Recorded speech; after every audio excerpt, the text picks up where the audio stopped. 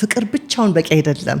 ተዋደን ልንጋባ እንችላለን። ነገር ግን ምን ማለት ነው ሐሳብን መግለጽ፣ ስሜትን መግለጽ፣ ፍቅርን መግለጽ እና መቀበል በእነዚህ መካከል ያለውን መስተጋብር በትክክል እንዴት ነው የሚለውን ሳንገነዘበው ስንቀር ሌላውን ሰው ስናዳምጥ ከዛ ሰው እይታ ከዛች ሴት እይታ ማዳመጥ ሲያቅተን መረዳት ሲያቅተን ይሄ እዛ ዑደት ውስጥ የራሳችን ቅድመ ሐሳብ ውስጥ ገብተን በዛ ቅድመ ሐሳብ እየተረጎመን ስንሄድ እዛ አዙሪት ውስጥ ይከተናል።